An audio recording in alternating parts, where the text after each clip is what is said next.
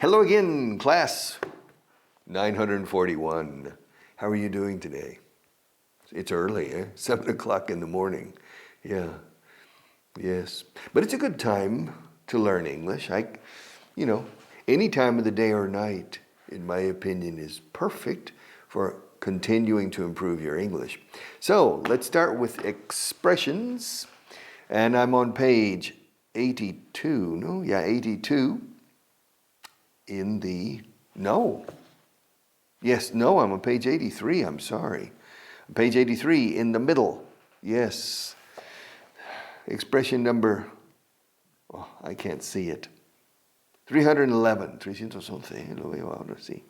311. These lights. All right. To fly off the handle. To fly off the handle. Handle is picaporte. Handle is el manier o la manilla is the handle. El asa is a handle. Yeah, a handle. Yeah. The oh shit handle. The handle in the car. Above the door. Dios mío. El asa, Dios mío. That type of handle. But to fly off the handle. Curiosa expresión. To fly is volar. Saliendo. To fly off. Saliendo del asa. To fly off the handle is perder los estribos. To fly off the handle. Don't fly off the handle. What's the problem? I don't agree with you. Okay. But you don't need to fly off the handle. You don't need to lose your temper. You don't need to blow up. To blow up is estallar. You don't need to blow your top. Desfogar. Sale humo.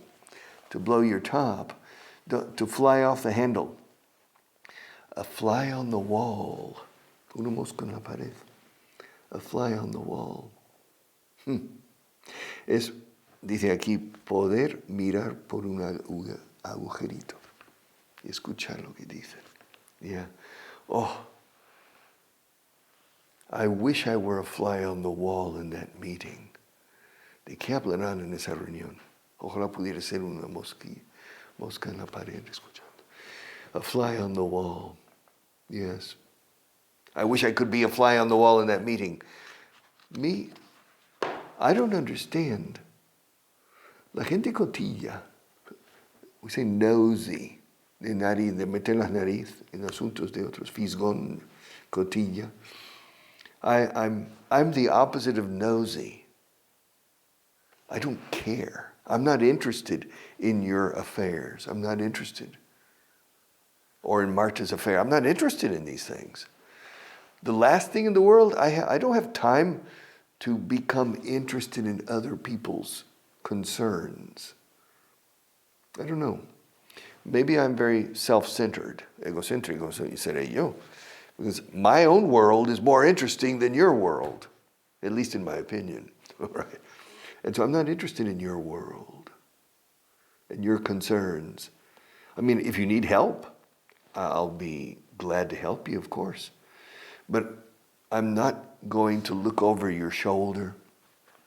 And I don't want to be a fly on the wall in your living room listening to you. I'm not interested. I find other stimulating things in life. But some people are very nosy. Nosy. No noisy, ruidoso, claro. Nosy, de nariz. Narizosa, gente. Nosy. Mete nariz, no deben. All right. Nosy people. And I'm not. So I'm not interested in being a fly on the wall. Page 84 at the top. Food for thought. Wow. Esto sí dice mucho. Muchísimo. Comida para el pensamiento. Food for thought. ¿Cómo lo traducen aquí? Dar mucho que pensar. Elementos para la reflexión. Eso sí.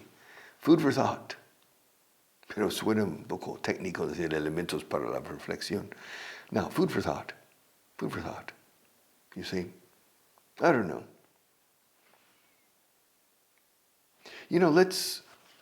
When we reach program number 1000, we could continue maybe, but in a different way. Not with the books, but maybe with a listening comprehension. I don't know. Think about it. Food for thought. Elementos para reflexión.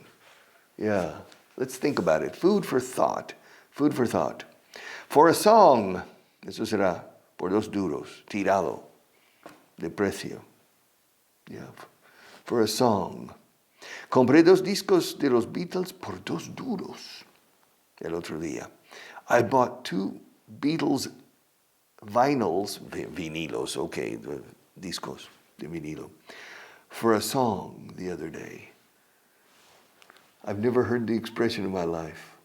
It must, of course, it's a British expression, for a song. For the record, para que conste en acta, para que conste. Yeah, que conste que, for the record. For the record, I don't recommend that children see English. I don't recommend that children see the written word in English until puberty, until they are 12 or 13 years old. Before that, only exposure to the language and reciting simple things. Para que conste, es mi opinión. For the record. On the record means lo puedes publicar. On the record. It's on the record. Off the record means lo que puedes decir no lo puedes publicar. Off the record. But para que conste, for the record. For the record. And I agree, from the time the child is born to the time the child is 13, the child should not see English. Only hear it. Apeno. Only hear it. And the child should not learn grammar, but just recitar frasecitas tontas. This is a table. My name is Richard. I'm leaning on the table. I'm holding a pen. No, a pencil. Put the pencil on the table. Pick it up. Put it back on the table. Pick it back up. Put it back on the table. Pick it back up. El niño empieza a reírse y lo dice 16 veces y está, este profe mola, haciendo estas tonterías. Jimmy, yes, pick up the pencil. What are you doing? I'm picking up the pencil. Put it back on the table. What are you doing? I'm putting it back on the table. Pick it back up. What are you doing? I'm picking it back up. Put it back. And now, again, and the child starts laughing. But he's saying, picking it up, putting it back, picking it back up, putting it back, picking it back up, putting it back. And it's practicing pronunciation. And that's the important thing between birth and age 13. Enjoying the language. Fun.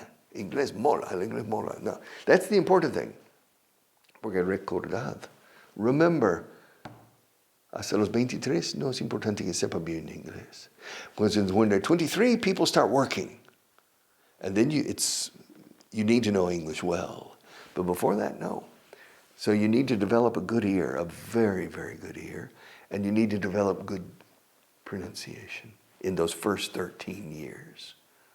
Then from age 13 to age 23, otros 10 años, then you can focus on grammar, the written word, the writing. You can focus on other aspects. But the first 13 years, no. All right. So, sermon over. All right, for the record, and for your liking, al fondo, and page 84 at the bottom, for your liking, para tu gusto. Yes. Está demasiado condimentado para tu gusto, para su gusto de ella. It's too spicy for her liking. Spicy. Spicy means condimentado, muy especiado. Spicy. Spices son especias. Yes. Alguna gente dice especies. Especias, spices. Spicy means condimentado. Now, in the United States, picante, we say hot, como caliente o caluroso. There are 3 words for, 3 translations in Spanish for hot. Caluroso, un día muy caluroso. ¿Qué calor hace? It's very hot today. Hot means, uy, casa. It's hot. Caliente, que caliente. Yes. My wife, when she was a little girl, eating the soup eating the soup. He says, "Pooh, it's too hot." And they say, "Cógelo de arriba." Hizo así, así. No, the cuchara, no. The soup. The soup. All right. It's hot. Y luego picante. It's hot. It's really hot. I like hot food. Yes. Me crié con comida mexicana.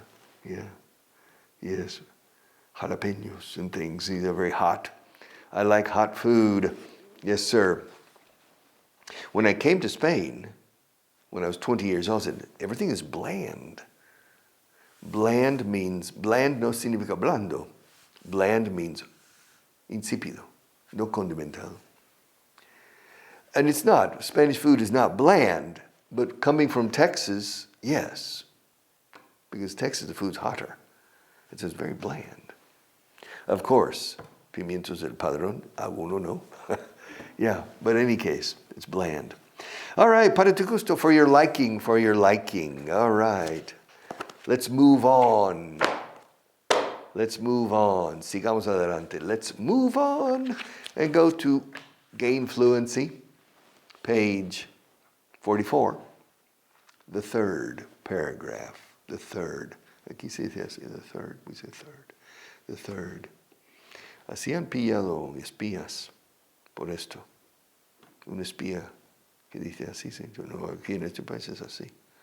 You know, yeah. They do that. You need to be careful. If you're a spy or a agente doble, you're a double agent, you know, and you say, "Yo soy alemán." Really? "Oh, yo soy español." Really? Yeah. Tengo 3 hijos. Spanish people don't do this. Tengo 3 hijos. Aquí sí, ¿es así aquí? Well, in Germany, yes, it's always like this. 2, 3, 4. In English, in the English-speaking world, it's 1. Yeah, al revés. No, así, al revés. 1, 2, 3, 4. My thumb. I'm missing my thumb. 5. All right. Okay, paragraph 363. Near the top, at the top, no, but near the top of page 44. She was in her office a few minutes ago. Excuse me, Nancy? Do you know where Kathy is? This young man has an appointment with her for a job interview. Okay. A man comes into the door. I'm the receptionist. Sort of la recepcionista. El recepcionista. I'm the receptionist. And a person comes into the office. Yes, may I help you? Yes, I have a job interview with Kathy Smith. Oh, okay.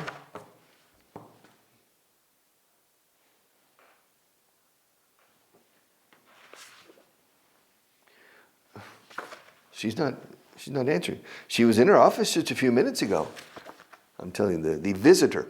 She was in her office just a few minutes ago. Excuse me, Nancy?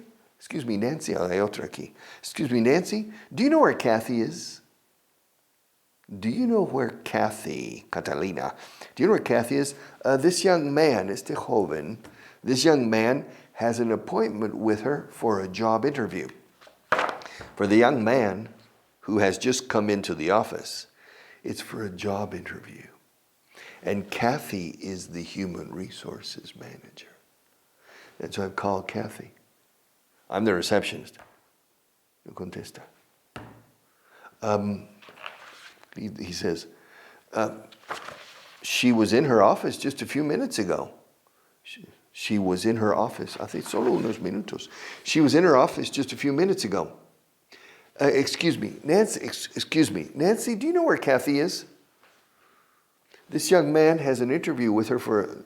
This young man has an appointment with her for a job interview. Tiene una cita con ella para una entrevista de trabajo. This young man has an appointment with her for a job interview. Fíjate, Nancy, do you know where Kathy is? No se dice, do you know where is Kathy? Porque la pregunta es, do you know? El resto de la frase tiene que ser como afirmativo. ¿Tú sabes dónde Kathy está? ¿Sabes dónde Kathy está? No. ¿Sabes dónde está Kathy? No. ¿Dónde está Kathy? Eso sí. Where is Kathy? I don't know where Kathy is. Do you know where Kathy is? It's 10 o'clock. Do you know where your children are? In the 1960s, it was very common. At 10 o'clock in the evening was the local news. The local news. And in Tulsa, Oklahoma, on all three TV, we had three TV channels, ABC, NBC, and CBS. And at 10 o'clock, the news on all three channels, the competing programs, the news, local news. And they said, it's 10 o'clock, time for the news. Do you know where your children are? Because se supone, supposedly at 10 o'clock, children need to be at home. And so it was a moral question. Do you know where your children are? Verbo final. Nancy, do you know where Kathy is? This young man has an appointment with her for a job interview. This young man, young, yerba yedra, young. This young man has an appointment with her for a job interview. Pasa la entrevista, digo yo. She was in her office just a few minutes ago. Excuse me, Nancy, do you know where Kathy is? This young man has an appointment with her for a job interview. Next paragraph. It's nice to finally meet you. Meet you? Meet you. Meet you. Robert Meachum. No, meet you. Meet you. Yes.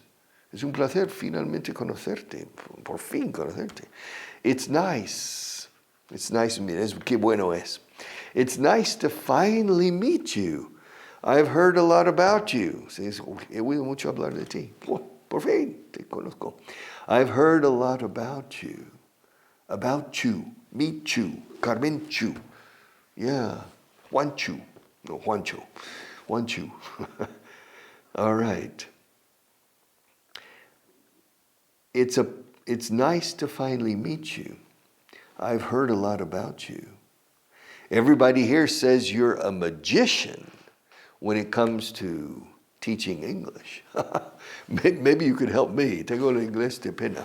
Yeah. Tú eres la profe nueva. Yeah. Mi inglés es de cueva. La profe nueva y mi inglés de cueva. ¿Me puedes dotar de inglés? Yeah. Maybe you can help me. A lo mejor me puedes ayudar. Maybe you can help me. It's nice to finally meet you. I've heard, he oído mucho sobre ti. I've heard a lot about you.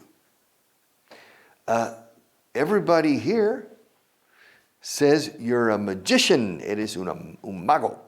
Eres mago. Everybody here says you're a magician when it comes to teaching English. Maybe you can help me.